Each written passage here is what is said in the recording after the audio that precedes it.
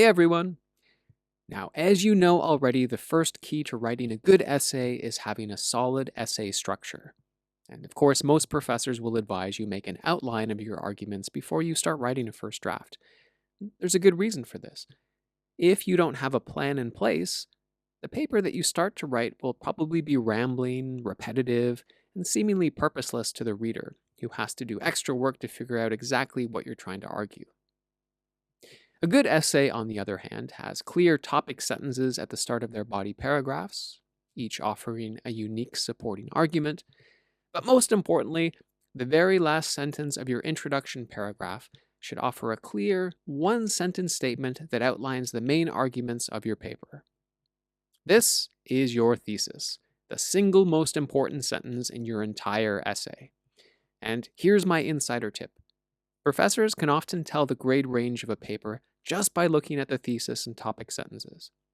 And so to make sure you can impress your professors accordingly, in this video, we'll go over 4 rules to writing an outstanding thesis statement.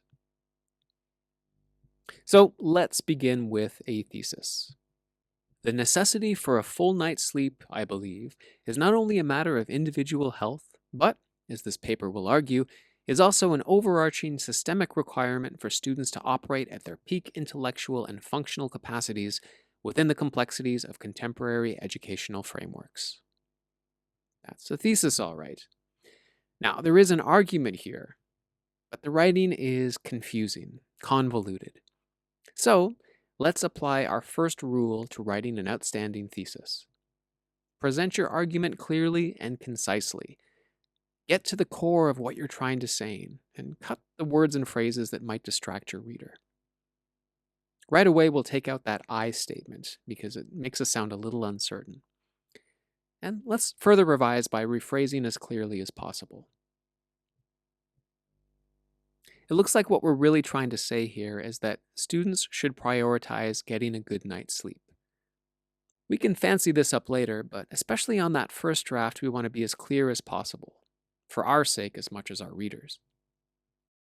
And so now that we know in the simplest possible terms what it is we want to argue, we can start to make that argument more interesting by following Rule 2, answering the so what question. You've made an argument? Well, so what? Why should your audience care exactly? Now, there's no single correct way to answer this question, and it really depends on the argument you're presenting, on the type of course, type of essay genre you're working with. For example, in a literature class, you could craft a thesis that says, Zadie Smith's novel On Beauty explores the relationship between aesthetic and social conceptions of beauty. Okay, so what?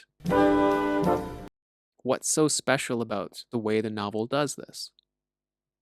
Well, what if we said instead, Zadie Smith's novel On Beauty masterfully explores the relationship between aesthetic and social conceptions of beauty.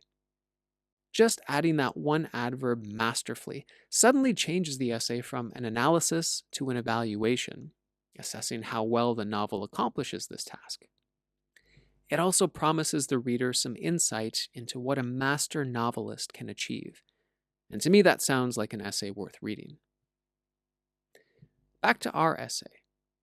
Our thesis is that students should prioritize getting adequate sleep. Well, again, so what? Okay, let's just cut that music. Let me rephrase. Why should students care? Perhaps then we could clarify the benefits of getting more sleep. To encourage their chances of academic success, students should prioritize getting adequate sleep. In making this small change, our readers now have more of an investment and, I hope, an interest in the issue. Okay, awesome. Now we have a clear thesis that answers the so what question. Okay, now we can make our thesis stronger by giving it a more discernible plan, one that reflects the larger structure of the paper itself with its supporting arguments. Now, there are a couple of ways to do this. Probably the most common and effective way for apprentice writers is to use the thesis as a roadmap of the paper's supporting arguments, summarizing those arguments within the thesis itself. So before we can do this, we need to know exactly what our body paragraphs will argue. And I've got a few ideas here.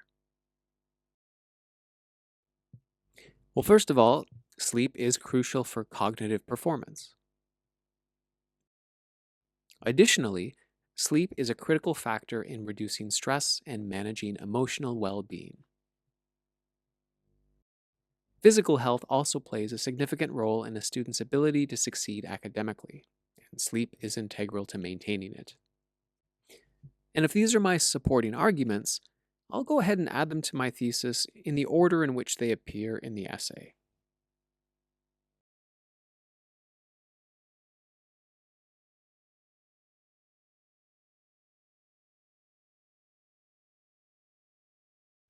And actually, now that I've listed the benefits in my thesis, I can probably cut my earlier point about academic success because in listing my reasons, I think I've answered that. So, the second rule question about why sleep is important. Another common type of thesis we can use is sometimes called the although structure, and it tries to highlight your main argument by setting it in relief against a potential counterargument. So in this case, my counter attacking my true argument is that students lead busy social lives and have a lot of homework.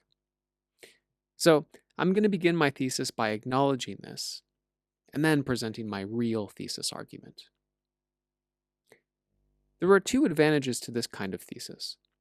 First of all, a counter-argument is a valuable part of an essay. It shows you've thought about your issue objectively, from the side of those who might disagree with you. The other advantage is that if you outline the counter-arguments, let's say, a few sentences earlier before the thesis in your introduction, your although thesis serves as a nice smooth transition to that main argument. There is one significant disadvantage to this format, however, and that's that it might confuse the reader who expects a more traditional roadmap structure. In this case, your reader might assume that your first body paragraphs will examine, respectively, social life and homework, and this is not the case.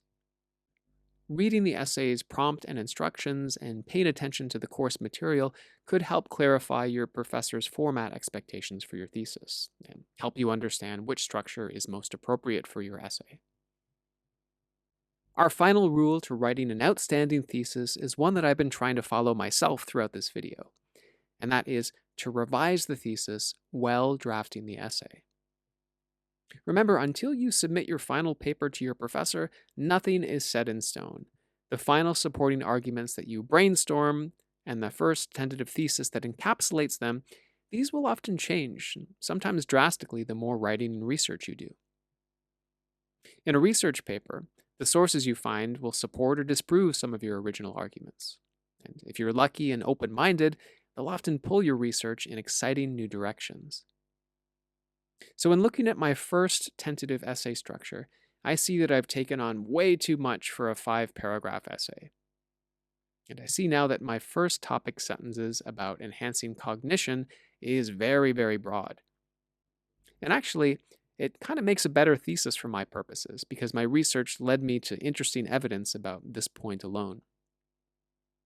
So now I have 3 distinct supporting arguments just about cognition.